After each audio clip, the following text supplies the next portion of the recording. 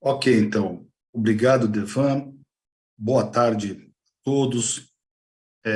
Uma satisfação encontrá-los aqui mais uma vez no grupo de pesquisas Observatório de Proteção de Dados. Gostaria de participar aos presentes, não é? E na data de hoje foi efetivado o registro no CNPq do Observatório de Proteção de Dados, sendo que eu associei todos vocês aqui do grupo que tinham currículo Lattes, né? Associei vocês, então, ao observatório como pesquisadores, né? Mesmo os que estão na graduação e mesmo aqueles que já são egressos, mas todos como pesquisadores do grupo, né? Então, é uma satisfação dessa informação a vocês. Sejam todos muito bem-vindos e hoje vamos dar, então, início a essa primeira seleção de palestras que refletirá o nosso livro, que já foi publicado no comecinho desse ano de 2023, e a palestra de hoje ficará ao encargo do Luiz Delcides Rodrigues da Silva e do Devanildo de Amorim Souza. O título: A Desinformação e a Superabundância Intercomunicacional no campo da proteção de dados. Um tema extremamente importante e que ficará também registrado no canal do YouTube para que todos possam posteriormente recorrer a esse repertório e será, enfim, gravado lá no YouTube e também, obviamente, aqui no ambiente acadêmico do nosso mestrado em Direito da Sociedade da Informação. Ok? Então, eu vou passar a palavra, então, para o Devan e para o Luiz, não sei qual deles aqui começará primeiro, então, o Devan, passar a palavra para o Devan. Devan e Luiz podem ficar tranquilos, nós temos bastante tempo, fiquem à vontade, é melhor que nós nos estendamos um pouco e tenhamos a informação mais completa possível, a fazer aí qualquer atalho, né, só por conta de uma contagem de tempo burocrática, né? Então, mais uma vez, eu agradeço a participação de vocês, agradeço a participação do Rony, da Esther, do Vitor, do Joseph, do Ederson, do Phil, né? Nosso querido amigo Phil, e todos aí, então, sejam todos muito bem-vindos, e depois, obviamente, no decorrer do nosso semestre e também no segundo semestre, teremos a participação dos demais colegas, autores também de outros artigos que compõem o nosso livro. Então, com a palavra, o Devanildo. Uma boa tarde, Devan, bom trabalho, pode prosseguir. Obrigado, professor Vigliar, pela apresentação. Cumprimento novamente a todos e todas. É um prazer, né, poder mais uma vez estar presente para apresentar temas aqui no Observatório, né? E dessa vez a gente vai apresentar algo que foi fruto já dos estudos que a gente vem se debruçando aqui dentro do Observatório, né? Então, semestre passado, devido à parceria feita entre a disciplina do programa de mestrado e os estudos que a gente vem conduzindo aqui dentro do Observatório, nasceu esse livro que ficou intitulado Temas da LGPD para o Observatório da Proteção de Dados. Esse livro completo ele está disponível no site do mestrado e mais tarde vai ser feita uma postagem no Instagram do Observatório e também a gente vai deixar aqui na descrição do canal do YouTube para que todos os interessados possam ter acesso a esse material e sem dúvida alguma poder aí auxiliar pesquisadores, juristas, alunos da graduação e eventuais interessados que tenham se debruçado a respeito desse tema, tá? Eu me chamo Devanildo de Amorim Souza, na atualidade, sou mestre em Direito pelo Centro Universitário das Faculdades Metropolitanas Unidas, sou membro aqui do Observatório, também sou vinculado ao grupo de pesquisa do professor Guilherme Feliciano lá na São Francisco, né? E hoje eu vou apresentar um tema juntamente com meu querido amigo Luiz, que já fizemos inúmeras participações, né? E, professor, por favor, eu solicito que o senhor, que você, por favor, habilite o Luiz a fazer o compartilhamento de tela, por gentileza. Já acabei de fazer isso agora. Obrigado, professor. Vi que ele tinha solicitado Isso. então eu já fiz isso aqui. Aí eu e o Luiz, a gente meio que deu uma dividida no tema. Inicialmente queria agradecer publicamente o colega Luiz, porque eu pus de fato mão na massa para poder ver esse trabalho concluído, mas já peguei o trabalho já em fase bem avançada, né? Então a parte esquelética do trabalho já estava toda bem organizada pelo Luiz. A gente sentou, conversou e trabalhou para deixar em condição de publicação, né, e atender os fins da publicação que foi norteada pelo grupo de pesquisa. Tá? Então, o título do trabalho ficou A Desinformação e a Superabundância Intercomunicacional no Campo da Proteção de Dados. Né? Aqui já tem uma expressão que me chama bastante atenção, né? Essa ideia da superabundância, essa ideia da intercomunicacional, né? E essa expressão campo, né? Campo da proteção de dados. Essas ideias de campo, né? Você vai ver muito no repertório do professor Pierre Bourdieu, né? O professor Pierre Bourdieu, ele trabalha muito essa ideia de campos, né? O campo jurídico, o campo da moda, o campo das ciências sociais, né? Então, existe determinados formas, né? Determinados prêmios, determinadas moedas de trocas que são comuns dentro daquele campo, mas se você desentranhar daquela ótica, aquilo ali passa a não ter tanto sentido assim. Por exemplo, para deixar isso um pouco claro, né? No campo do futebol, ser campeão do mundo é algo super bacana, é algo super relevante para quem joga futebol. Para quem não joga futebol, ser ou não ser um campeão do mundo não é algo assim tão almejado. Agora, já para gente, pesquisador, bacana mesmo é ter um artigo publicado num periódico bem relevante, num periódico bem impactante. Esse sim, para gente do campo acadêmico, é um prêmio significante. Então, no campo do futebol, existem determinadas formas de enxergar determinadas moedas de troca. No campo da acadêmica, existem determinadas formas de se valorizar, de se ter significado e significantes para determinada situação. E da mesma forma que no campo da proteção de dados, a gente tem nuances que vêm ganhando novos contornos por meio do atual cenário jurídico, né? Principalmente por meio da LGPD, a gente criou uma espécie de microsistema, né, que vem ramificando seus efeitos com base em um sistema já pré-existente que visa a efetivação e preservação de direitos e garantias fundamentais, e esse campo da proteção de dados vem ramificando esses efeitos no nosso sistema jurídico a ponto de comprometer de forma benéfica, né, e influir, né, brutos aprimoramentos no nosso sistema de justiça. Né? Basta a gente ver o que a tecnologia tem propiciado no sistema do aprimoramento do nosso próprio sistema de justiça. E tudo isso se dá por meio da questão relevante no sentido do uso de dados, de informações e por aí vai. E aqui a gente vai voltar para um ponto específico, que é a questão da desinformação, né, por meio da superabundância comunicacional. Luiz, por favor, você pode passar para o próximo slide? Basicamente, no texto, né, o texto vai discutir o fenômeno da hiperabundância na sociedade atual, impulsionado pelas redes sociais, e como afeta a privacidade e a proteção dos dados pessoais. Né? Então, essa hiperabundância vai ser uma expressão que o colega Luiz vai trabalhar com um pouquinho mais de profundidade, né? E aí a gente vai poder compreender um pouco mais o que essa expressão quer dizer. Mas ela, de forma assim, bem literal, já traz uma ideia da essência do que quer dizer mas vou deixar aqui para o colega Luiz ir um pouquinho mais a fundo com relação a essa expressão, né?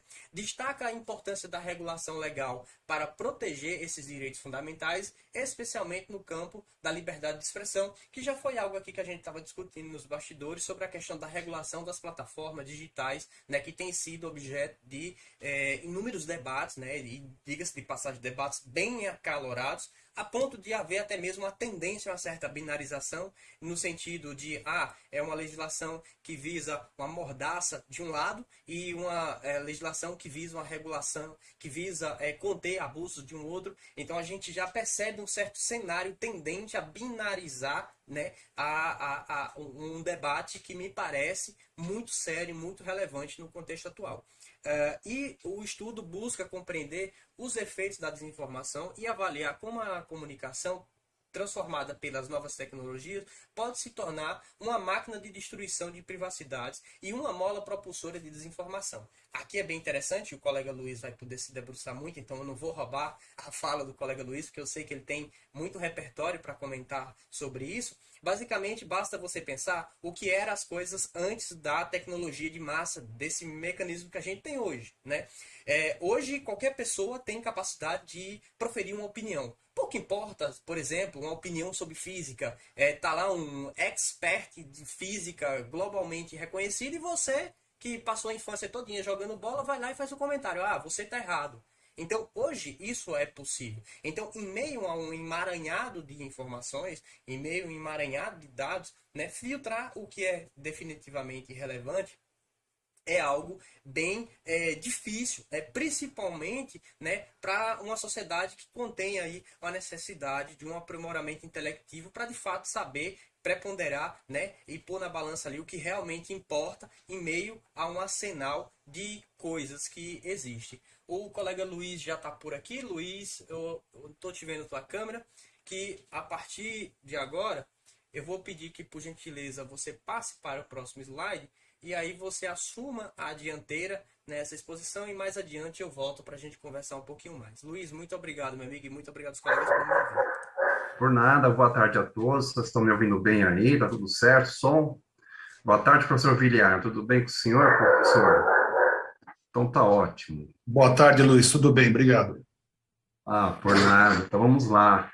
Desculpa, eu dei uma saidinha aqui que eu fui abrir para minha cachorra, né? Mas vamos lá. Então, vamos falar da desinformação na contemporaneidade, né? Esse é um tema bastante interessante. É o seguinte, né?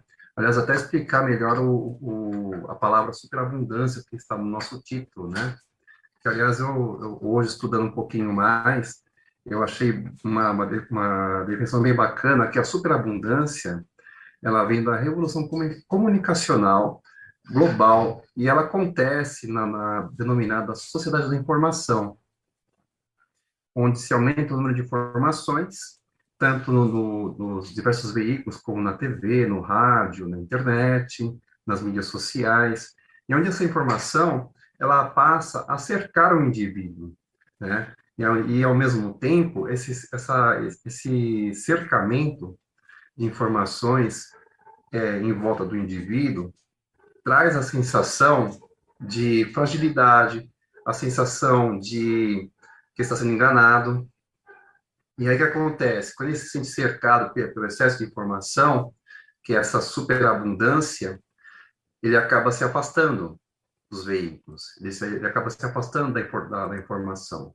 Hoje mesmo eu estava, antes da gente começar a nossa reunião, eu estava dando uma olhadinha no Twitter, que eu voltei para o Twitter, e quem quiser me seguir é Luiz_Delcides, e me chamou muita atenção hoje um pequeno recorte que fizeram do programa Bom Dia São Paulo da Rede Globo, onde teve um problema na linha 9, na linha Esmeralda, onde depois que a Via Mobilidade assumiu as linhas, tanto a linha 9 quanto a linha 8, só tiveram problemas nas linhas, né? Inclusive teve até acidentes seríssimos, como o chamado descarrilamento de trens.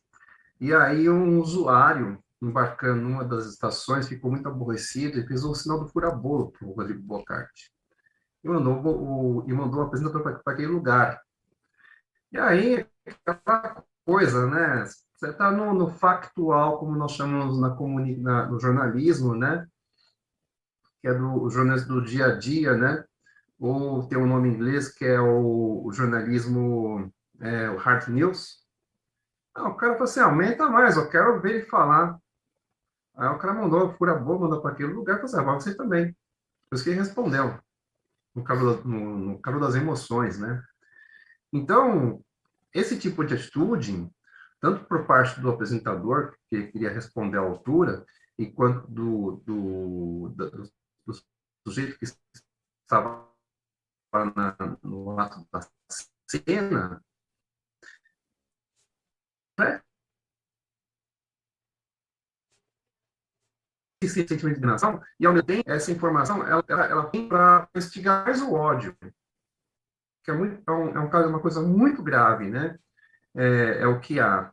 E aí, toda essa construção que eu fiz para falar de superabundância, eu trouxe de um artigo chamado Revolução Comunicacional Global, Educação Escolar e Formação de Professores, Possibilidades e Limites, que são dois educadores, chamados Donadoni e Pereira. É um artigo de 2005, onde eu consegui mais ou menos extrair um pouco esse conceito da superabundância, que não está no artigo, mas estudando, fiz questão de trazer esse conceito que eu achei muito interessante, porque porque ilustra muito bem a cena que eu vi hoje, agora há pouco, esse recorte do Bom Dia São Paulo, e não só esse, outros inúmeros recortes que a gente podia trazer para falar sobre abundância, né? Recentemente tivemos um caso da CNN Brasil, né? Que aliás tá bem interessante a CNN, né? Tá indo por um caminho bem estranho, muito esquisito, né? Já conhecemos o caminho da Jovem Pan, né? Graças ao Tutinha, né? O Tutinha já é um cara assim bastante conhecido de outros carnavais, mas enfim, a CNN também está indo para o mesmo caminho, também bem perigoso, né? Recentemente tivemos dois episódios interessantes. Primeiro, a borragem das imagens dos militares, né, que estavam cometendo o crime, né? E nós temos o nosso artigo 37 da Constituição Federal, que é o princípio da transparência, né? E da publicidade, que são os princípios da chamada administração pública, né? Então, se o cara está fazendo coisa errada, tem que mostrar, não tem que borrar, certo? E a segunda coisa é a notícia falsa que rolou ontem com relação a uma companhia aérea ucraniana. Então, é muito complicado a gente lidar com essas situações, e quando a gente olha aqui para o capítulo da comunicação social, do artigo 220 da Constituição Federal, você olha e fala, putz, mas como é que a gente faz para tentar limitar tudo isso? E talvez seja isso que nós estamos discutindo hoje, a PL 2630, que são a PL das fake news, onde, inclusive, dois campos bem interessantes e bastante antagônicos estão preocupadíssimos, né? Só que não é uma preocupação no sentido de quem vai mediar o negócio, mas a preocupação é com a dita liberdade de expressão, entre aspas, né? Isso é muito complicado. Quer dizer, a liberdade de expressão da tia da saia jeans, né? Daquela senhora humilde, bacana, em postar algumas coisas assim que ela acredita e que ela não está nem aí como é que esse próximo vai receber essas coisas que ela vai postar. Eu estou falando assim de uma maneira bem irônica, tá? Não é... E é muito triste quando a gente coloca essa ilustração e, ao mesmo tempo, não há uma preocupação um pouco mais qualitativa com relação ao debate. Como é que nós vamos debater essa questão da pele das fake news? Como é que nós vamos debater a questão da mediação? Até que ponto os comunicadores eles têm limites? Até que ponto os comunicadores eles podem ter freios para difundir informação? E talvez esse seja o grande debate dessa chamada pele das fake news. Por isso que eu volto aqui para o nosso slide e falamos de um processo de comunicação ligado e correlacionado com a democracia. Se democracia é governo do povo para o povo, então esse processo ele faz parte. do sistema democrático. E esse processo, por fazer parte do sistema democrático, ele também se torna um elemento de poder. Elemento de poder pode ser você aqui, pode ser todos nós aqui, que detemos a informação, seja a informação no sentido legal, ou no sentido do olhar jurídico, e no sentido também do olhar da comunicação, como o meu caso, eu sou a minha primeira formação jornalista, né? Eu ainda sou jornalista, né?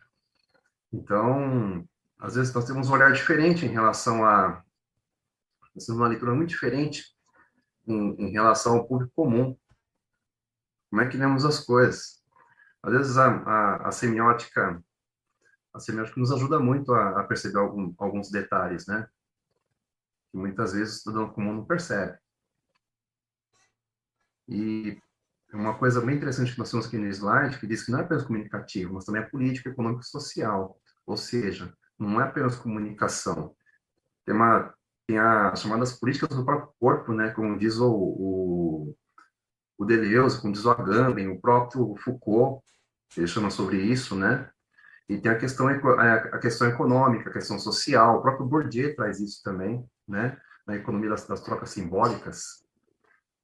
E essa disseminação de discursos fraudulentos, como nós vimos recentemente, com algumas emissoras de TV, ela representa uma tentativa antidemocrática de impulsionar um discurso ilegítimo. Ou seja, aquela história lá da companhia aérea ucraniana, que é deixa eu ver aqui, Antonov, Nicola, né? E aí vem deputados replicar o discurso e ainda sedimentar o discurso, dizendo que o presidente, por causa do discurso do presidente, a companhia vai deixar de investir 50 bilhões de dólares. Opa, espera aí. E aí hoje, agora há pouco, eu localizei uma informação que a mesma emissora que replicou essa notícia pediu desculpas ao atual presidente. Então, isso tem muito a ver com o que está escrito aqui no slide, né? Que ela representa uma tentativa antidemocrática de impulsionar um discurso ilegítimo, muitas vezes compartilhado nas redes sociais sem verificar sua precisão. Sabe a história da vacina de 2020? Que a vacina vira jacaré? É isso. Aí vamos lá, vamos para frente. Estou aqui. Bom, aí tem um processo de comunicação que está... deixa eu ver aqui. Foi? Não foi. Vou voltar aqui. Aí a propagação da informação, ela se torna uma máquina de guerra, né? Ou seja, tudo aquilo que aconteceu lá em 2020 com relação a aquele pessoal que colocava na rede social, o jacaré, colocava o cara tomando a vacina, né? Virou máquina de guerra, né? Por quê? O cara fica indignado, não, você não salva vidas, não, espera aí, não, como assim? E essa máquina de guerra ela é virtual ainda, né? Ela é virtual, ou se a gente voltar um pouquinho, 10 ou 11 anos atrás, a do virtual passa a ser presencial, né? Com as jornadas de 2013, né?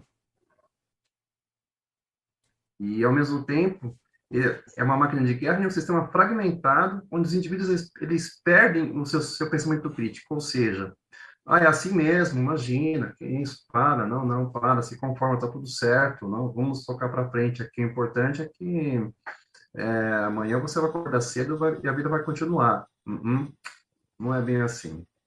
Esse conhecimento é substituído por uma superficialidade, ou seja, né?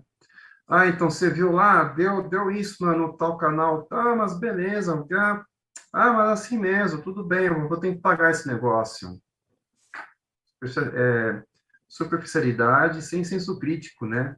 E, ao mesmo tempo, implica numa falta de trabalho profissional adequado, ou seja, uma falta de apuração adequada. Então, nós estamos vivendo um momento muito difícil no jornalismo, gente, hoje.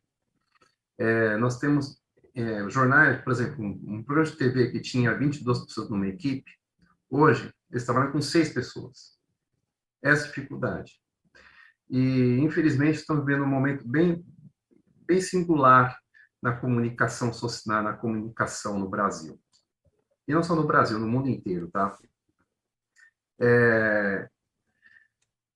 As empresas não têm mais cacife para bancar grandes verbas de comunicação. Então, quando não tem mais dinheiro para bancar essas verbas, então é muito mais fácil eu fragmentar e cada um montar o seu canal no YouTube ou no TikTok. E aí, muitas vezes, esse montar o canal, o empreendedor, o chamado empreendedor de si mesmo, se acaba muitas vezes, ou você leva a coisa a sério, ou você faz a informação ao seu bel prazer. E muitas vezes, os problemas estão passando por isso. Muitas vezes o calor da emoção, a vontade de lacrar, a vontade de garantir a informação em primeiro lugar, passa por cima dessa falta de trabalho profissional investigativo. Porque investigar custa caro. Muitas vezes custa caro porque investigar não é só o trabalho o trabalho off the record, que nós chamamos aqui no jornalismo. Muitas vezes esse trabalho ele tem que ser in loco, presencial. E hoje, um trabalho presencial ele custa muito caro. Não é barato. Por isso que hoje nós não temos mais grandes reportagens na TV. Por isso que hoje alguns grandes repórteres que a gente conhecia não estão mais na TV. Justamente por causa dessa situação que eu acabei de ilustrar. E onde isso resulta em informações em fontes não confiáveis, que o ideal seria as informações em fontes confiáveis, uma análise crítica das informações que está faltando hoje. E também por isso é necessário evitar a influência dos agentes políticos, né? Ou seja, e quando a gente fala de agentes políticos, não é só a figura do político em si, mas é evitar a influência do empresariado. Quantas reportagens que já assistimos na TV, olhamos nas revistas especializadas, vamos chamar assim, que foram bancadas pelas empresas.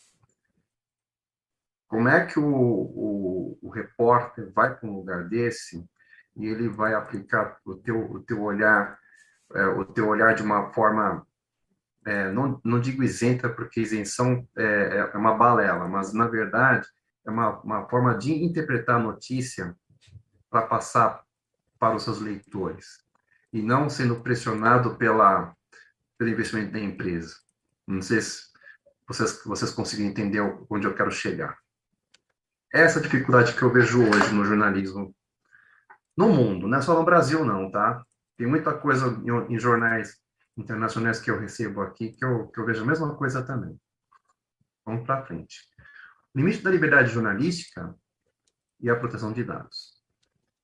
Aí tem essa definição aqui do Ruaro Rodrigues e Finger, né, que o Estado deve se preocupar com a correta disseminação de informações. É o que nós estamos vendo recentemente com a PL 2630, né? Essa é uma preocupação do Estado, é uma preocupação que vem lá de trás do Senado Federal, com o senador Alessandro Vieira.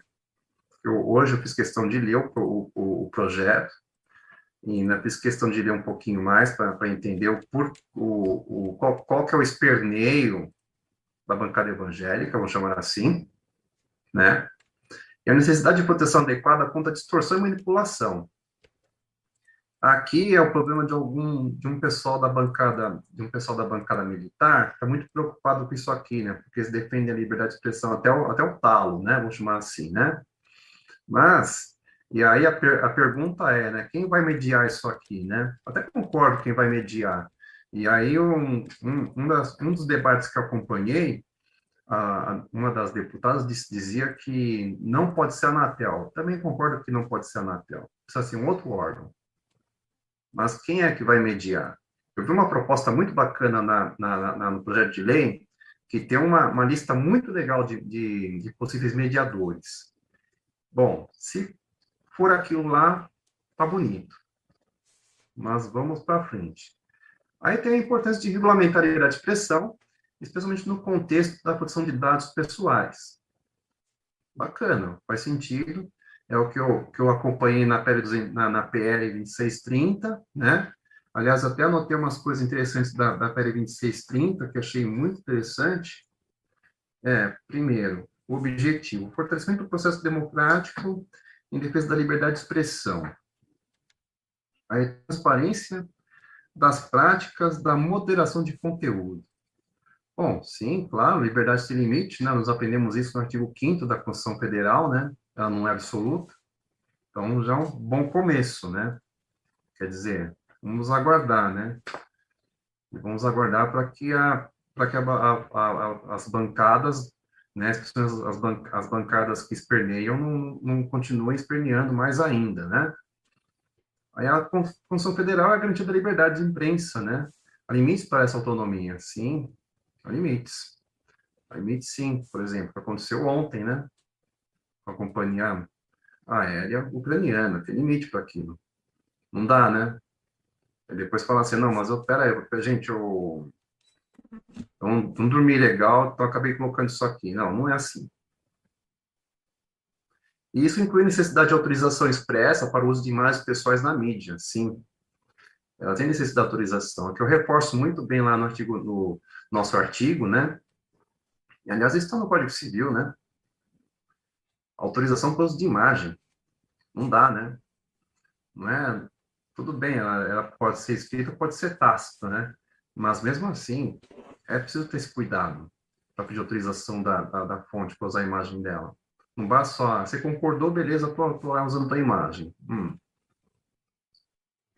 E tem a ausência de regulamentação clara, e essa cria uma possibilidade de colisão de direitos fundamentais, né? Quer dizer, se não tem regulamentação, há uma colisão de direitos, certo? E por isso que é preciso ter a aplicação de princípios da razoabilidade e proporcionalidade, ou seja, né? Tem que ter regulamentação clara para que possa haver uma comunicação adequada. Não dá para não dá para ter comunicação da forma como algumas pessoas defendem. Não dá certo. E por isso que reforço que tem limite na liberdade de imprensa. Especialmente quando fala de inviolabilidade de dados pessoais e o direito de resposta. Ah, repórter errou? Direito errata.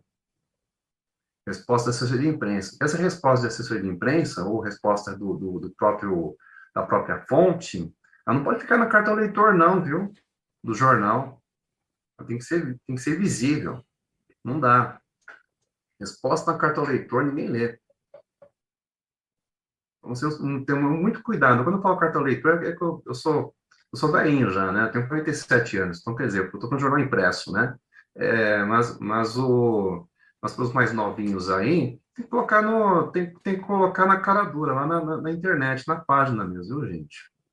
Tem que ser claro as coisas. Não dá para fazer as coisas escondidas, não, viu? Aí vamos para o conceito de informação. A informação é um elemento fundamental na sociedade contemporânea. Sim, super fundamental, super importante informação. E informação tem que ser clara, tem que ter transparência, né? E tem que ser relevante. E especialmente depois da Segunda Guerra Mundial, aliás, a Segunda Guerra Mundial foi bem interessante, né? Nós tivemos algumas coisas o uso muito intenso do rádio, né? Aliás, os fascistas na época deitaram e rolaram em cima do rádio, né? É a mesma coisa, 80 anos depois, eles estão deitando e rolando em cima da internet e das redes sociais. Com a disseminação global do uso da rede de computadores, hoje, né? Mas na época não era o rádio. E por ser considerado uma condição básica para esse desenvolvimento econômico, né, juntamente com o trabalho, que, aliás, diga-se de passagem, se a gente for voltar um pouquinho para trás para a história, John Rockefeller foi um dos caras que mais bancaram o investimento em comunicação. As agências de notícias foram bancadas por ele, né? Foram bancadas por ele, e ele, para divulgar os negócios das empresas dele, ele teve que investir muito dinheiro na comunicação. E, juntamente com o trabalho, capital e matéria-prima, ela tem necessidade de ser vista ou presencialmente, que em loco, ou substituída por uma representação através de texto. Ou seja, site, rede social, né? A foto, e tem que ter som, de repente podcast hoje, né, que a gente utiliza, né, ou no rádio, há uns anos atrás, para que ela seja propagada e possa ser recebida pelo público sem limitações de tempo e espaço. Ou seja, esse papo de escalada de telejornal, tipo Jornal Nacional, ai, fulano matou não sei quem, o senador Y foi lá e entregou um pedacinho de um material humano lá para o ministro dos Direitos Humanos, e o ministro dos Direitos Humanos deu uma bronca nele. Ó, são duas coisas distintas, né? Até aí dá para memorizar. Mas se eu falar, o time A ganhou do time B e foi um pênalti do jogador C, puta, já misturou tudo. Esse formato que os americanos deixaram para a gente, da chamada Communication Research, não dá certo para os nossos dias, gente. Nós temos excesso de informação. Esse formatinho da escalada, o que é escalada? É um termo técnico que nós usamos na comunicação, no jornalismo, que são notícias uma atrás da outra. Nós aproveitamos 30 segundos do início do telejornal para falar todas as notícias que vai acontecer naquela grade do telejornal.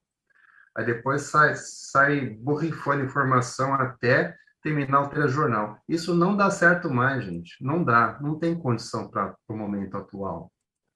O negócio é você comentar, apresentar de uma forma adequada, proporcionando a discussão.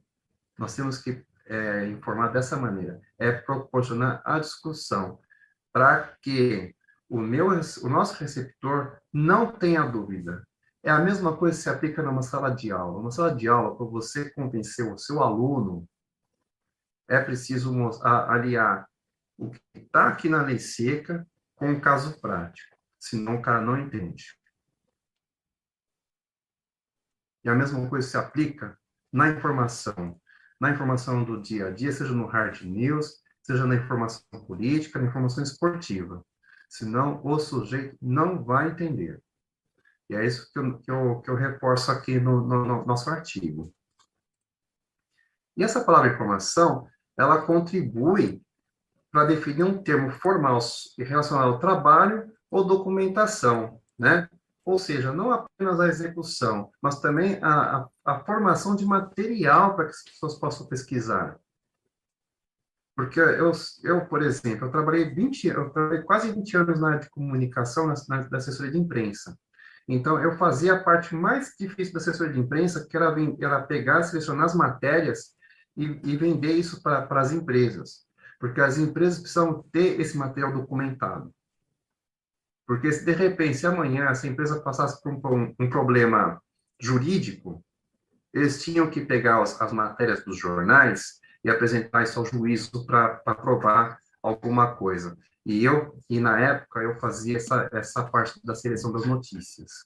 Por isso que tem essa palavra informação, ela contribui para que haja uma relação entre trabalho e documentação. E ambos os atos são intercambiáveis, ou seja, documentação e trabalho também caminham juntos para compreender essa difusão de conhecimento de forma mais intensa. Como eu acabei de falar, quando você faz a separação desses conteúdos, seja impressos, digitais ou áudio, você contribui para que formem um conteúdo, forme uma documentação adequada para essas pessoas acessarem. Isso eu estou falando de anos atrás, hoje você não tem mais isso. Hoje, os dados estão compartilhados na nuvem. Então, você evitou esse trabalho todo que tinha há 15, 20 anos atrás. Não tem mais isso. Só que, ao mesmo tempo, nós lidamos com o excesso desses conteúdos. Como é que nós vamos filtrar tudo isso? Até que ponto os conteúdos são consistentes ou inconsistentes? Por isso que a informação é um fenômeno humano que está ligado nas visões sobre o conhecimento. E especialmente por isso é uma conexão entre as teorias da comunicação e do conhecimento, ou seja, as teorias da comunicação que elas vão estudar como é que você vai trabalhar essas formas para difundir essa informação e torná-la um conhecimento. É essa dificuldade que temos hoje. Por isso que você tem pessoas que estão praticamente vamos colocar alienando mesmo, né? Tem pessoas que não assistem telejornal. Minha irmã mais velha não assiste telejornal, por exemplo, minha irmã mais velha. Então, você começa por aí, para vocês verem como nós estamos vivendo um bem delicado na comunicação. E essa liberdade de informação é um elemento nuclear para o desenvolvimento da economia. Ou seja, quando uma empresa contrata um serviço de comunicação, especialmente quando o serviço de clipagem, que é a seleção de notícias, né? Por exemplo, existiram palavras-chave, né? Eu trabalhei para a Andef, Associação Nacional de Defesa Vegetal. E aí, eles deram várias palavras-chave para a gente selecionar. Então, até hoje recebo revistas, revistas especializadas da área da agricultura. Então, eu tinha uma das palavras-chave agricultura. Eu tinha que selecionar essas palavras-chave nas matérias. E selecionava, eu pegava, organizava tudo bonitinho e mandava para eles. Agricultura, colheita, mandava, por exemplo, falar sobre transgênicos. Na época era novidade os transgênicos. Eu tinha que selecionar várias matérias sobre transgênicos para eles. Então, para vocês verem como essa liberdade de informação ela é importante para o desenvolvimento da economia, porque através dessas informações, eles podem pensar em novos produtos, podem pensar em novas possibilidades, novas técnicas, até mesmo para trabalhar, para trabalhar não só no desenvolvimento de novos produtos, mas novas tecnologias com relação à colheita, né? E por ser uma prerrogativa da Constituição Federal, a informação é um direito e é para a manutenção do Estado Democrático de Direito, ou seja, não é apenas a questão econômica, também, sim, é o dia a dia do ser humano, especialmente para que o ser humano possa andar em segurança, né? Por que não relacionar o direito de informação à segurança jurídica? É bem interessante a gente pensar dessa maneira. E, ao mesmo tempo, tem como premissa o direito de informar, o direito de se informar, que a pessoa que tá do outro lado receber essa informação adequada, né? E o direito de ser informado, né? Que eu acabei de falar. É receber uma informação adequada, é receber uma informação digna, né? É receber uma informação sem viés, que é bastante difícil hoje, né? Aí nós entramos agora num campo bem interessante, que é a chamada excedente informacional, que é um obstáculo para a capacidade de reflexão do ser humano. O que é excedente? Como eu falei há 2 slides atrás, a bendita escalada dos telejornais. Isso é um excesso de informação. Por quê? É excesso. Em 2012, de 2011 a 2014, não, 2012 a 2014, eu fiz uma especialização em marketing e comunicação integrada, no Mackenzie. E lá na comunicação integrada, nós estudamos o marketing, só que não o marketing no sentido de venda. Nós estudamos o marketing no sentido da comunicação e como é que a comunicação integrada ela funciona junto com o marketing, certo? Então, por exemplo, vai ser mais fácil. Há muitos anos atrás, as camisas de futebol eram mais limpas, né? No máximo, só tinha só um patrocinador master e o brasão do clube. E aqui, do outro lado, a marca da empresa de uniformes que fornecia para aquela agremiação. Isso estou falando de quase 30 anos atrás. Nos últimos anos, isso mudou, esse raciocínio mudou. Hoje, uma camisa de futebol é uma verdadeira poluição visual. Por quê? Aprendemos que tudo é mídia, certo? A camisa do clube é mídia. Se eu tenho espaço, por exemplo, vamos colocar assim, eu tenho uma camisa limpa, né? Então, estou precisando de grana. Então, o que eu faço? Você vai lá, você vai estabelecer alguns espaços, né? O centro custa X. A borda da camisa custa X sobre 2. A parte das costas custa 3x. A manga custa, vamos colocar assim, X sobre 4. Então, quer dizer, eu estou definindo valores. Eu estou transformando aquele espaço que é a camisa em um outdoor ambulante. Aí, uso a ideia do Foucault, corpo como política, corpo como, é, vamos colocar assim, não só como corpo político, mas o corpo como meio publicitário. Onde chegamos? Isso dificulta a similidade do sujeito quando vê isso. Fala, "Puta, como assim? Peraí, onde está onde eu identifico que é o clube X? Eu não consigo identificar. Tem excesso de informação. Por isso que cai aqui, ó. Dificulta a assimilação do conteúdo recebido. É um impeditivo para tomar decisão. Beleza, por que é um impeditivo? Tô lá, tô vendo a camisa, tá um monte de patrocinador. Aí eu vou pensar assim, legal, faz sentido eu investir, tirar 5% do meu rendimento, das minhas prebendas para colocar ali? Faz sentido? É impeditivo isso.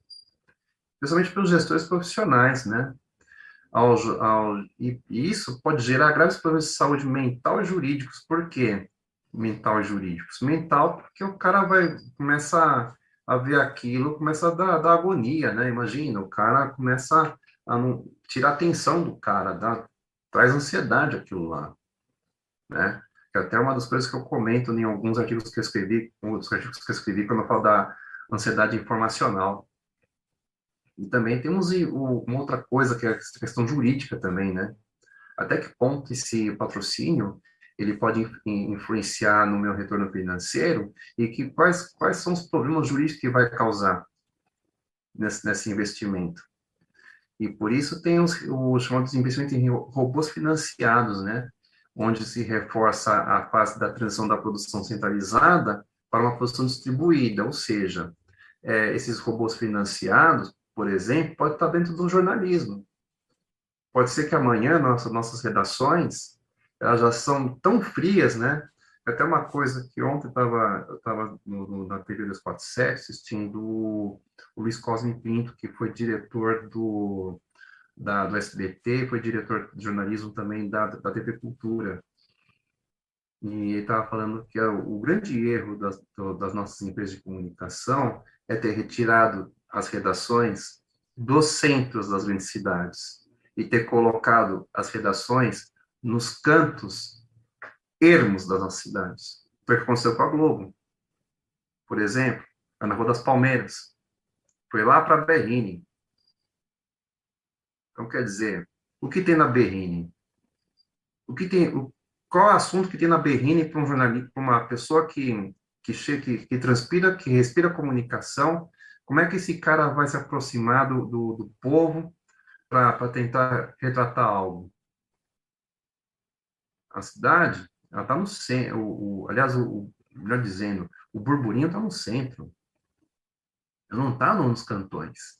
E esse um problema muito grave que temos hoje dentro da comunicação no Brasil. Se encantamos muito com a frieza e não com o calor das emoções. Talvez seja isso que está faltando no jornalismo brasileiro. Aí nós temos a busca incessante por informações, ou seja, aquele cara que qualquer coisa está pingando já vai lá para o que está acontecendo, né?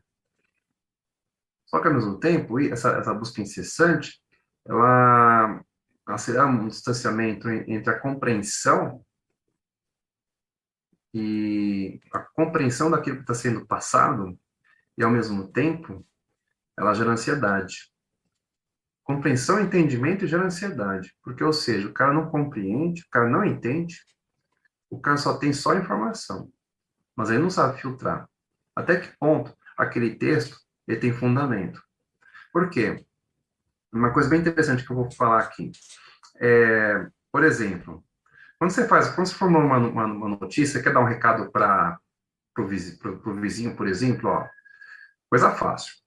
Ah, o leite está fervendo. Porra, eu sei que o leite está fervendo. Pronto. Certo? Agora, se eu faço um bullet point do leite está fervendo, olha, o fogão está na cozinha, mas o leite está no fogo. E. Ah, ferveu o leite. Conta a notícia aí. Entendeu? Falta objetividade, né? E essa falta de objetividade, muitas vezes, ela acelera essa distância entre o entendimento e a compreensão individual. Ou seja, eu não transmiti nada, né? Eu só joguei um monte de coisa. Então, essas coisas que eu tenho muito receio dos chamados bullet points nas notícias, viu? Muito receio. Porque isso pode implicar aqui nesse distanciamento entre o entendimento do conteúdo e a compreensão individual. Foi aconteceu, minha mãe tem 82 anos aqui, ó, olha só, foi esses dias aqui, minha mãe comentando uma notícia, né? Eu perguntando, de sacanagem, perguntando para ela, vem cá, repete de novo, como é que você ouviu aqui? Tá, não, como é que você ouviu? Ah, mas tá faltando informação. Só que eu, né, como eu trabalhei 20 anos na assessoria de imprensa, então o que eu fiz? Dou uma bugada, fico buscando 5, 10 fontes para entender o que está acontecendo, né? Ela vai fazer isso? Então, justamente são esses exemplos que a gente tem, que nós precisamos prestar atenção. Mas vamos para frente.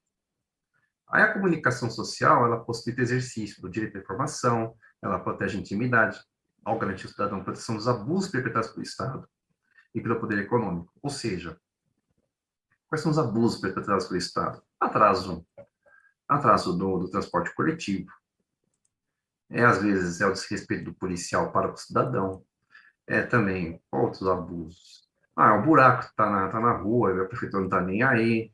É a falta de sinalização, por exemplo, a falta de sinalização adequada de orientação, que nós vamos um problema sério aqui no estado de São Paulo, né? Um problema seríssimo. E aí, qual que é a nossa função qual a função como comunicador social, como repórter? É bater na porta da prefeitura, e aí, prefeito, tudo bem? Está faltando sinalização adequada. No caso aqui na cidade de São Paulo, é chegar no Roberto aqui, que é o nosso subprefeito de São Mateus, e falar, aí, Roberto, tudo bem? Está faltando uma placa de pare na rua tal. Como é que será colocada?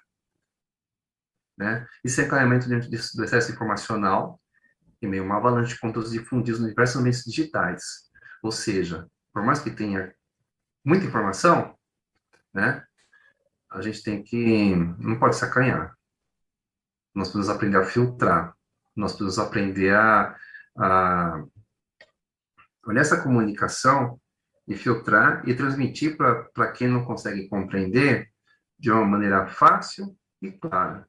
E essa comunicação, ela tem que garantir obediência aos princípios presentes nos diplomas legais, ou seja, tanto a Constituição Federal quanto o Código Civil, qualquer legislação pertinente ao tema, ela tem que ter obediência a esses dispositivos. Senão, não dá, ela fere qualquer questão democrática em si. Aí você conclui, né, Devan? Exato, Luiz. Agora aqui a palavra volta para mim e a gente vai ter mais duas laminazinhas de exposição e em seguida a gente vai apresentar as referências e depois a gente vai devolver a palavra ao professor Vigliar para ele fazer as contribuições dele e posteriormente abrir para o debate. Então, em resumo, né, a gente percebe aí que a superabundância comunicacional representa um desafio significativo para a sociedade contemporânea.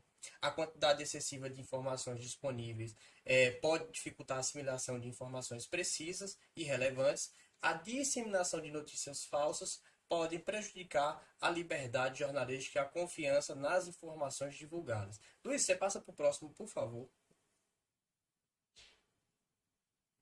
A desinformação pode ter sérias consequências para a saúde mental, conforme o Luiz acabou de expor, né? Não é à toa que hoje nosso país já está se tornando um dos maiores consumidores de Rivotril do planeta, né? A gente já tem aí centenas de estudos demonstrando a prejudicialidade do tempo de tela, né, vinculando a ideia do tempo de tela a doenças psíquicas, né, a comprometimentos que podem se perpetuar aí por bastante tempo na vida das pessoas, né? Para enfrentar esses problemas é importante promover a educação midiática e é importante também a responsabilidade dos gatekeepers na seleção e verificação de informações a fim de garantir a confiabilidade e precisão das informações. E antes de passar para o próximo, Luiz, aqui a gente já percebe um verdadeiro compilado das coisas que o Luiz falou, né? E a parte boa desse projeto do professor Vigliar, né, esse incentivo do professor Vigliar, é que permite, né, que os autores se manifestem a respeito do trabalho e atualize também o trabalho que, quando a gente escreveu esse material, ainda não estava em voga o ChatGPT. E o ChatGPT agora é a nova bola da vez. Inclusive, agora há pouco eu estava lendo a notícia que relatava a seguinte informação: o Twitter liberou, né, uma quantidade de caracteres a mais para quem é assinante do Twitter Blue, que é aquele assinante que paga mensalidade para twittar, né, na rede social. E aí fica a seguinte narrativa, né?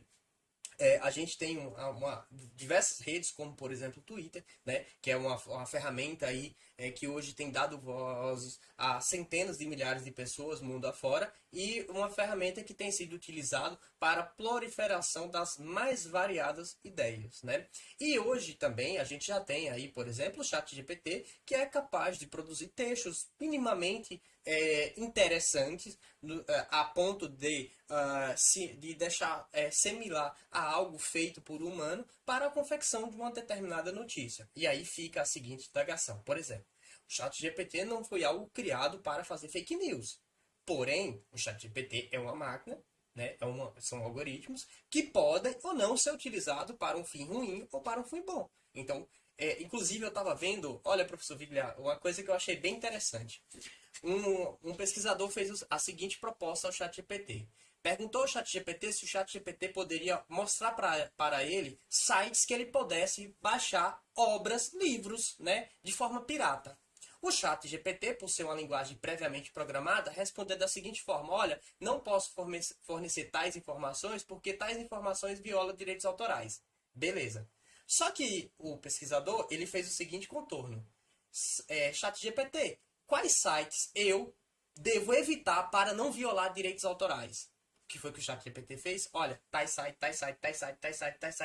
não devem ser buscados porque tem por tradição violar direitos autorais. Então, você percebe a mágica da coisa, né?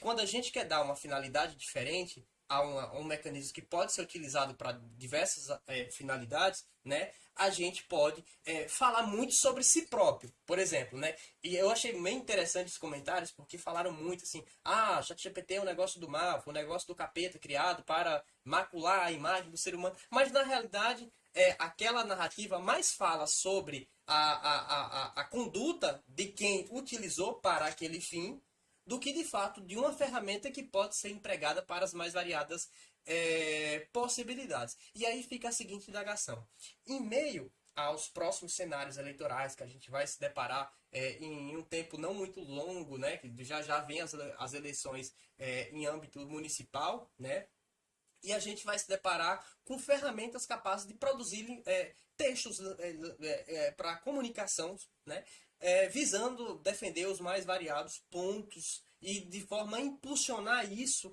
de acordo com as hashtags. Inclusive tem uma coisa bem interessante nessa ferramenta chamada ChatGPT, que inclusive ele indica qual as hashtags mais interessantes para aquele tweet gerar engajamento, né? Isso é um negócio muito bacana, mas ao mesmo tempo preocupante. E aí vem, professor, algo que parece bem atual no cenário que a gente está vivenciando hoje, que é uma verdadeira regulação. Por exemplo, se eu sei que determinada postura viola direitos e garantias fundamentais, é necessário que toda vez que aquilo chegue a uma determinada rede social, eu precise ajuizar uma ação para a remoção daquele conteúdo?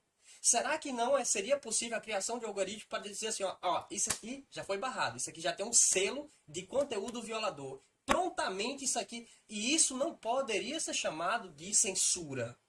Isso não pode ser chamado de censura, porque já tem precedente, já tem uma deliberação minimamente razoável. E hoje a gente vê uma verdadeira sistematização de pessoas reiterando discursos extremamente grotescos, né, nas mais variadas redes sociais, como, por exemplo, no início do ano até eu cheguei a comentar aqui de pessoas colocando lá no YouTube por que não devo contratar um nordestino, e esse vídeo ter que ser removido a posteriori, porque como se a plataforma já não soubesse que um discurso de tamanha excrescência não deveria ser vinculado, porque contém nítida violação a direitos básicos consagrados por nosso sistema, né? Então aqui a gente já percebe o quanto que essas análises elas precisam de fato ser estudadas, ser regulamentadas, ser minimamente organizadas, para que assim a gente venha garantir a efetivação mínima de direitos caríssimos ao nosso sistema. Luiz, por favor, você passa ao próximo slide.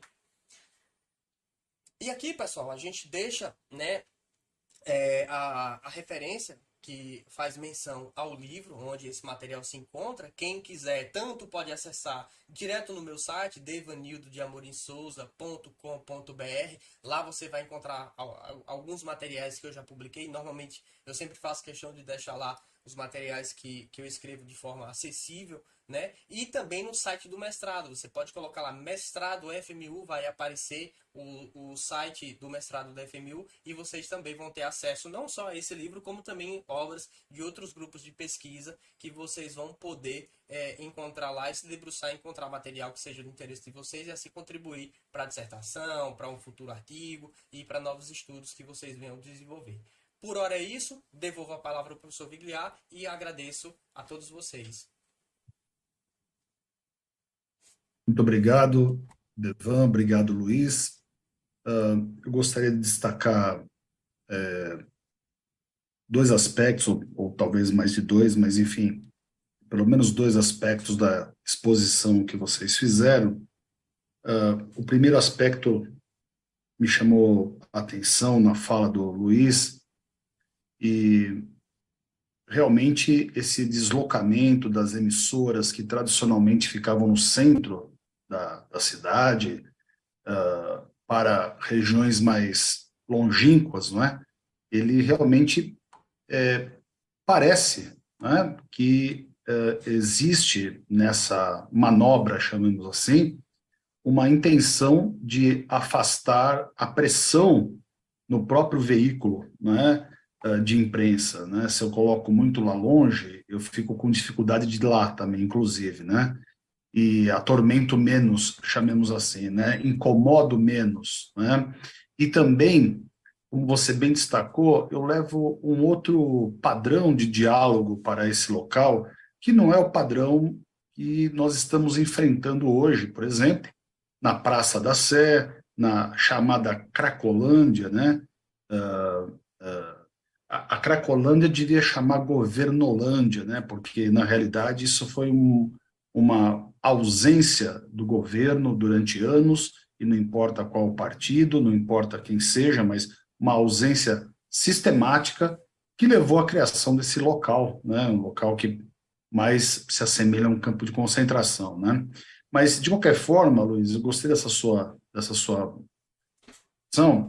E uma outra coisa muito importante que você disse, que o Devan também disse, tem coisa que não tem opinião, né? E, portanto, não dá para falar em censura. Por exemplo, eu não posso ter a opinião de que a Terra é plana. Não dá. Isso não é opinião, isso é ignorância, né? O que o Devan falou ainda há pouco, existem certas práticas, certas falas, certos comportamentos que eles são proibidos e pronto. E o que é muito engraçado é que a direita se apossou, né, da palavra censura, e eles sempre fizeram censura, eles sempre apoiaram a censura, e eles fizeram...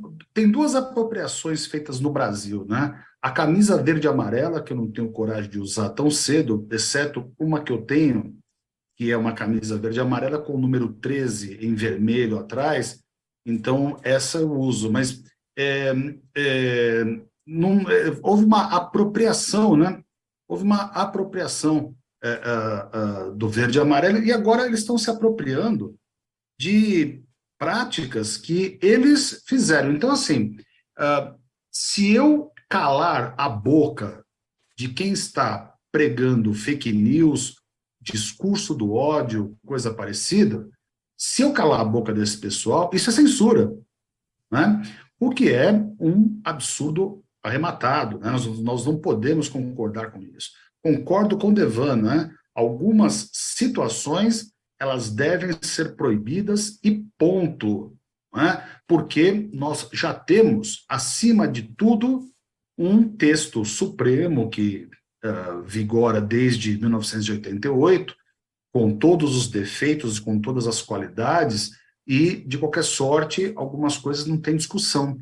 Discutir que discriminação é algo errado é o mesmo que tentar discutir a terra plana, né? É o mesmo que tentar discutir alguns absurdos, né? Os antivax da vida e coisas parecidas, né? Então, é lamentável, né? Mas nós estamos aí numa fase de transição muito importante e a inteligência artificial, ela tem que ser uma inteligência com QI alto, né? Não adianta ter uma inteligência artificial com baixo QI, né? Com quociente de inteligência, com falta de inteligência, e que pensa, né, que pode fazer tudo, né? Que imagina que pode violar tudo em nome de uma tecnologia, e, na verdade, por trás disso está venda, né? Por trás disso está ganho de capital dessas grandes empresas, por trás disso está isso, não tem uma outra qualificação. Não que, olha, o lucro não é pecado, né? Não é pecado, mas não que o capitalismo seja um pecado, mas eu não posso também, em nome de um progresso, né? Em nome de um progresso desse jeito, eu não posso também matar, né, as garantias e coisas parecidas, né? Então, eu achei muito importante, eu acho que essa nossa fala não é uma fala esquerdizante, se alguém assim o interpretar, precisa fazer aí uma boa sessão de terapia, né? Mas, na verdade, o que nós temos aqui é alertar para esses problemas e esses perigos que nós estamos passando, né? E, sobretudo, com esse excesso de informação. Eu, felizmente, Luiz, não assisti hoje de manhã o que aconteceu aí no jornal, que eu não vou nem repetir o nome, mas eu acho que, em alguma medida, existe estrelismo. Esse jornal, em particular, ele passou a representar a figura do cara que apresenta, que nem é o editor, né? Nem é o editor. Não sei se ele poderia ser editor, não sei qual é a formação dele, mas de qualquer forma virou uma coisa quase que pessoal, quase que um local onde o cara vai desfilar suas vaidades, etc. Por enquanto, até onde sei, é apresentador, viu? Ele não tem acúmulo de cargo ainda não, viu, professor? Pois é, né? Enfim, de qualquer sorte, pelo que você narrou aí, o sujeito esqueceu, né, o que ele estava fazendo, o que ele deveria fazer, e foi bater boca com um sujeito que está na rua e que está irritado e que está com todo o seu direito de protestar, sobretudo porque essa via ela tem um nome errado, ela devia chamar imobilidade, né? Porque ela mais para do que funciona, mais descarrilha tem do que deixa ter no trilho. Eu não sei o que está acontecendo. Então, chegaram a dizer que, inclusive, isso era ato como é que chama? Era ato era um terrorismo, né? Que estavam fazendo contra a empresa, né? Isso também é fácil de falar, né?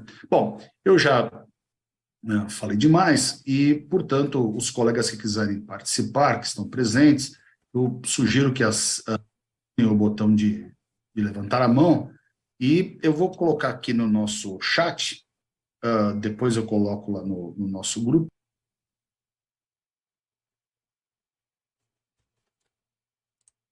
Seu microfone, professor, por favor.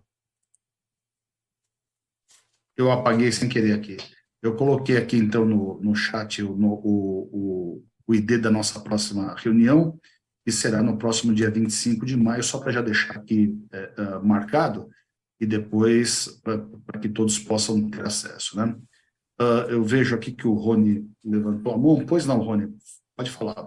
Primeiramente, boa noite a todos. Não cumprimentei no começo, mas eu estou desde o início na apresentação. Eu não queria deixar de perder essa oportunidade de prestigiar o Luiz Delcides e o Devan, a quem eu parabenizo pela apresentação. Até faço a ressalva, porque algumas expressões foram muito espontâneas diante da apresentação, porque remetem a muitas coisas que a gente está enfrentando, né? O processo binário, a gente não vai ter como escapar. 2 encontros passados, a gente sustentou a mesma coisa.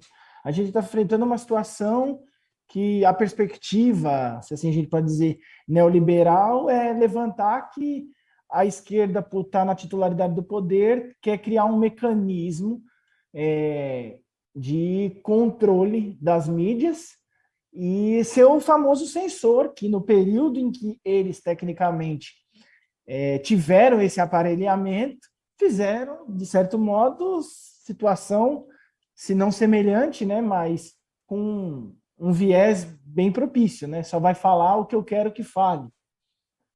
E eu confesso, professor, eu peço a ressalva acadêmica do ponto de vista de que eu fico preocupado, porque a bandeira da censura não pode ser banalizada de tal forma. E aí eu falo, poxa, beleza, a gente está começando, sabe que, de certo modo, está uma várzea informacional, porque está bagunçado. A gente, como eu falo, a gente, né? Eu falo do ponto de vista de quem ganhou a eleição. A gente ganhou por uma margem mínima, a gente se livrou de um mal maior, se assim a gente pode dizer, mas, de certa maneira, os rumos que isso vai levar daqui para frente, né?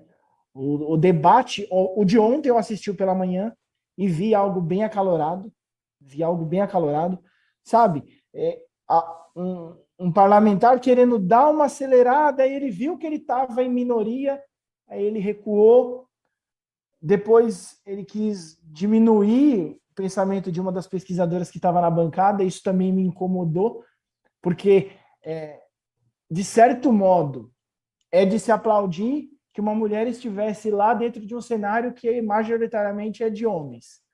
E ele querer ofuscar a voz dela, até certo ponto eu falei, bom, começou criticando, mas na hora que eu vi que ele queria deletar o ponto de vista dela, eu já fiquei bem incomodado. Aí ele criou uma pauta de que ele estava compromissado, quis sair fora, mas ficou bem evidenciado isso. Sobre a apresentação dos professores, o que eu queria ouvir necessariamente deles é se eles já têm mais ou menos uma percepção de quem vai assumir essa responsabilidade que, de certo modo, pretende ser isenta no gerenciamento de como vai ser esse controle, se assim a gente pode dizer. Se eles concordam ou não com o que provavelmente vai ser selecionado e se eles têm uma outra opção que, de certo modo, seria melhor. E aqui eu faço um destaque para encerrar. Luiz, fala quem é que você tem em mente, porque você sabe a informação e não quis falar. Você está no espaço acadêmico. Você deu a famosa rabiada. Ah, mas tem já uma lista de opções que muito me agrada. Mas quem que é, Luiz? Você tem que falar. Eu não estou tão antenado que nem você podendo falar, não, mas vamos ver, né? Não, agora eu quero ver se você vai responder. Se não respondeu, eu vou cobrar do Devanildo depois, porque ele também está sabendo e ele não falou nada. Ele falou, Luiz, que fala. De toda sorte, eu encerro a pergunta aqui, professor. Agradeço mais uma vez a oportunidade e eu fico à disposição para o que for necessário. Forte abraço para todos. Obrigado, Rony. Se o Devan ou o Luiz quiserem falar alguma coisa, Beleza. pode. Professor, então é o seguinte, o Rony, boa noite, tudo bem contigo, Rony? Quanto à última pergunta, é uma lista, mas não tem nomes, tá? Eu estou lendo o projeto de lei. Só tem indicação, por exemplo, um representante do Senado, um representante da Câmara dos Deputados, tem representantes da sociedade civil, não tem nomes, tá? Só estou indicando apenas os personagens. Agora, vai ser o estilo CNJ, então. isso, estilo CNJ, é isso. É nessa pegada, vamos colocar assim, entendeu? Agora, a minha torcida é para que escolham realmente representantes ligados à ciência, né, Rony? Não pode ter, não pode colocar lá, por exemplo, o fulano porque é amiguinho do cara que viajou no avião com ele, entendeu? Acho que nós temos que ter um mínimo de equilíbrio nessa lista, né? Como eu estava lendo na pele do 2630.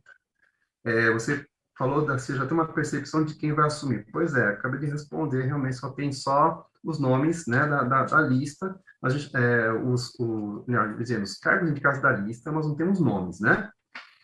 Concordo, assim, a princípio concordo, né, com a PL 2630 nesse sentido, né? Acho que é muito interessante esse rol esse rol que está ali na PL, né? Mas, novamente repito, precisamos de realmente nomes adequados para essa mediação, né?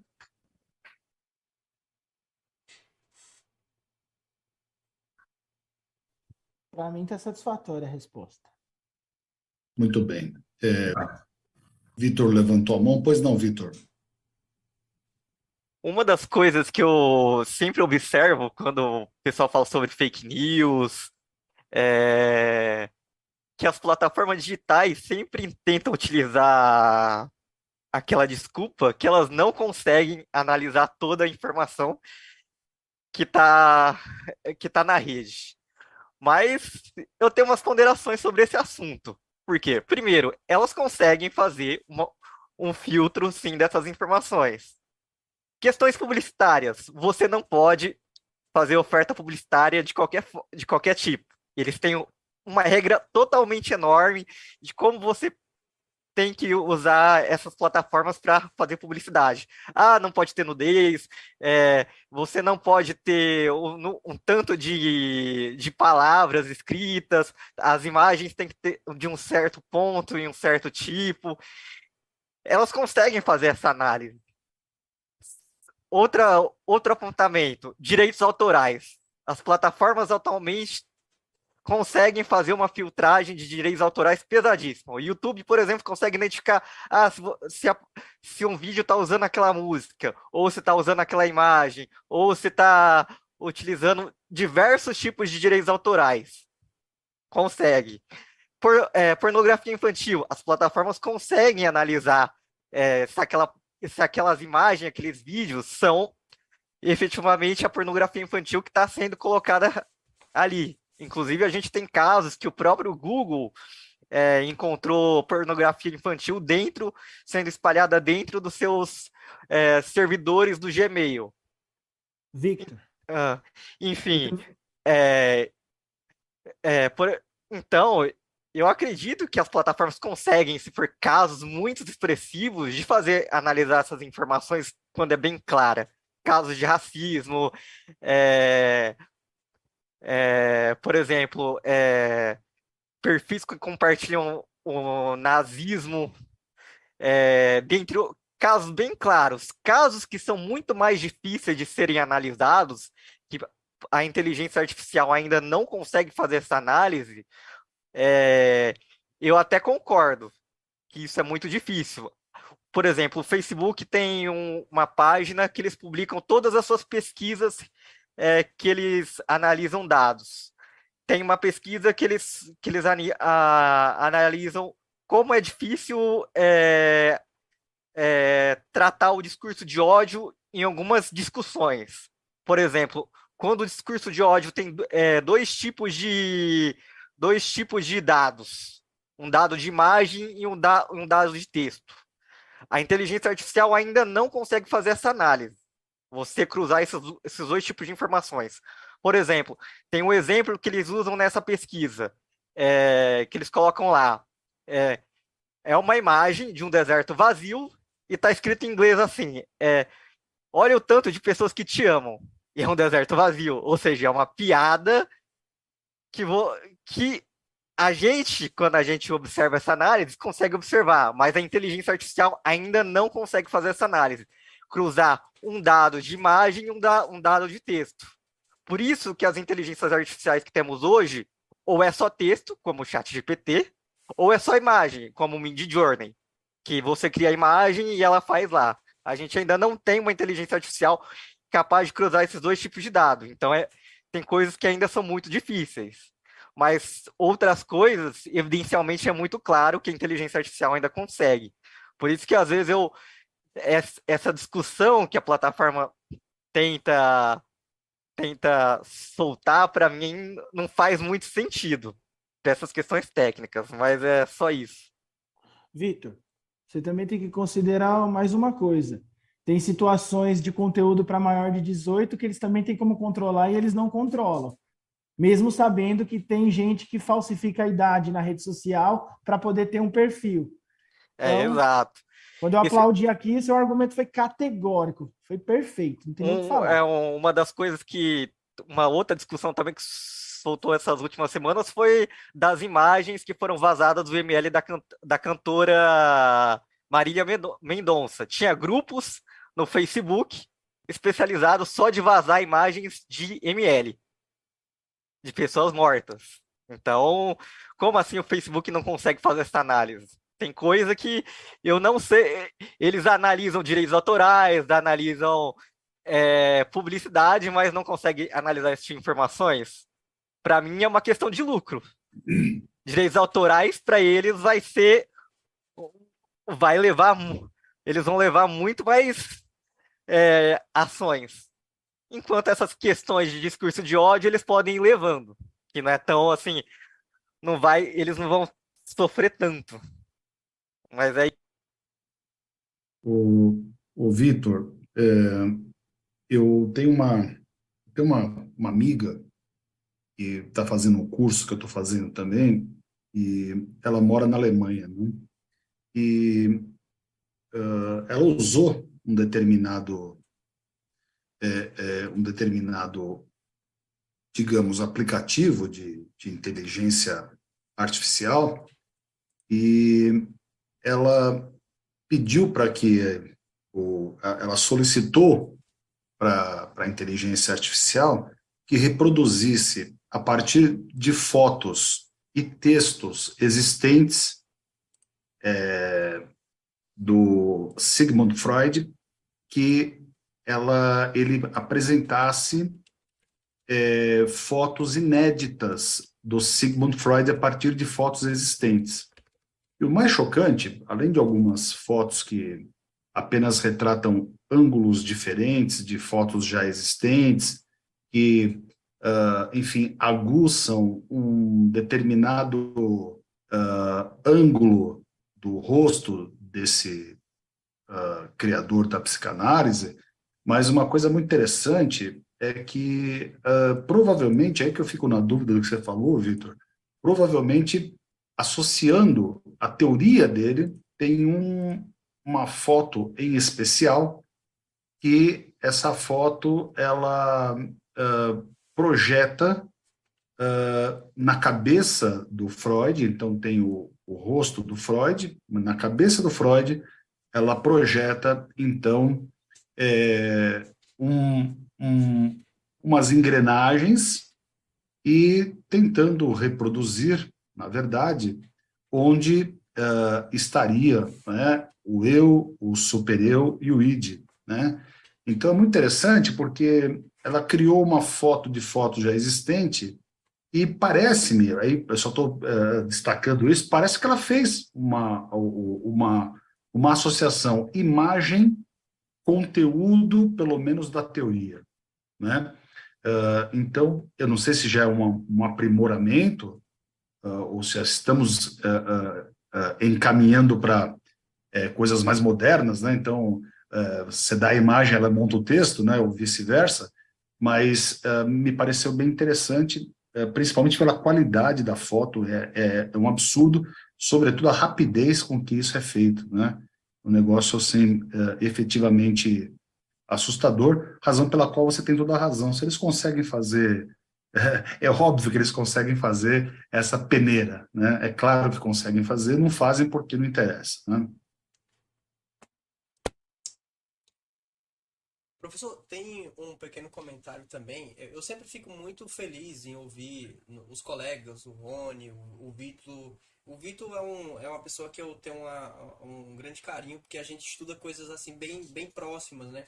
E toda vez que a gente conversa, sempre ele traz novidades, né? O Rony também é sempre a satisfação. E é uma das coisas que eu acho bem bacana aqui no grupo. E essa parte da inteligência artificial é muito bacana, porque assim, a gente sempre tem que partir do pressuposto que a gente está analisando com base no atual estado da técnica. E que a coisa, ela não está perfeita. Ela é, ela pode chegar um dia a uma perfeição, mas ela hoje ela é no máximo perfectível. A gente está em constante mudança e mudanças extremamente aceleradas, mudanças extremamente rápidas, a ponto que se a gente analisar o que era a inteligência artificial em 2010 e analisar o que é a inteligência artificial hoje, 2012, especialmente de 2018 para cá, há um salto muito grande. E aí fica a indagação: o que será a inteligência artificial em 2026, 2030? Então a gente tem que sempre analisar com a ótica do que a gente tem hoje e deixar sempre a porta do que o acompanhamento a essas mudanças ela é imprescindível para a gente estar sempre ali arestando o convívio social. A gente não pode engessar demais, mas ao mesmo tempo a gente não pode esquecer que a gente não chegou a um status, né, de perenicidade, de um estado perene, onde as coisas serão sempre do mesmo jeitinho, e ainda mais no campo da tecnologia, que é onde as coisas acontecem assim com a velocidade incrível. A gente tem que estar sempre aberto para isso. É por isso que eu acho muito interessante essa questão dos algoritmos no enfrentamento a esse tipo de abuso, porque em que pese a gente não tem um algoritmo que faça tudo, a gente consegue, olha, um algoritmo para prevenir, por exemplo, pornografia infantil, um algoritmo, por exemplo, para, de certa medida, prevenir discurso de ódio, na pior das hipóteses, aqueles discursos que estão ali numa zona mais limítrofe, ali já acende um alertazinho e deixa aquilo ali para uma possível análise, uma possível visitação humana. E lógico, a gente não pode excluir o usuário das portas que hoje a gente tem de poder denunciar. Então, eu, usuário, se eu me sentir ofendido por um discurso que alguém direcionou até mim, eu tenho que ter uma abertura para que ali eu possa remeter e justificar do porquê que aquele discurso é ofensivo, e dali a plataforma poder analisar, já que o algoritmo não pegou, mas por meio de uma análise a posteriori, poder, de certa medida, enfrentar aquela possível lesão. E lógico, claro, a ideia da consulta ao judiciário, da busca ao judiciário, é um direito fundamental, então a gente não vai excluir o judiciário em hipótese alguma, porque é um mandamento constitucional, de sempre, na última rastro ali, a gente ter o sistema de justiça para poder, em caso de ainda na esfera administrativa, na esfera mais particular, a gente não conseguir resolver, buscar o judiciário para ver se de fato a gente tem razão ou se de fato a gente não tem razão, e assim a gente garantir a valorização e o prestígio que os direitos fundamentais têm ao nosso sistema. Obrigado, professor. Obrigado, Devan.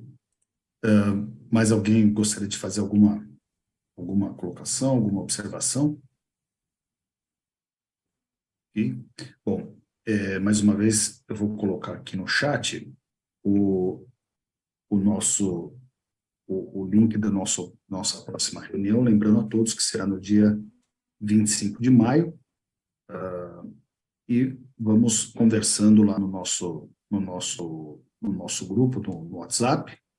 Eu agradeço, então, a presença de todos, agradeço muito a exposição do Devan e a exposição do Luiz, foram exposições muito pertinentes. Agradeço a presença do Rony, do Vitor, das suas manifestações, das manifestações no chat do Joseph, do Fio. Agradeço a Esther, o Ederson, agradeço a todos vocês aqui pela presença. O Devan quer dar um recado aí, Devan? Pois não. Isso, professor. Lembrando a todos e todas que o material vai ficar disponível no canal do Observatório. Mais tarde a gente vai fazer uma postagem no Instagram do Observatório, para quem quiser acompanhar ou revisitar pontos, até porque eu mesmo já me utilizei desse mecanismo para revisitar coisas que meus colegas disseram lá atrás e coisas que eu mesmo disse lá atrás para revisitar meus pensamentos, revisitar as falas que aqui mesmo hoje já saiu centenas de coisas inéditas que a gente ainda não havia discutido, como a fala do querido Rony, a fala do querido Vitor. Então, sem dúvida alguma, é sempre uma oportunidade que a gente tem que revisitar. Professor, então, a partir desse momento eu vou encerrar a conexão lá no YouTube. Só, E aí, só um segundinho, claro, Devan. professor, claro. A Esther está pedindo o Insta do Observatório. Luiz, se você puder postar aqui no chat, tá ok? E aí, depois disso, a gente pode, então, encerrar, Devan, lá a nossa transmissão pelo YouTube. E eu também vou cessar a gravação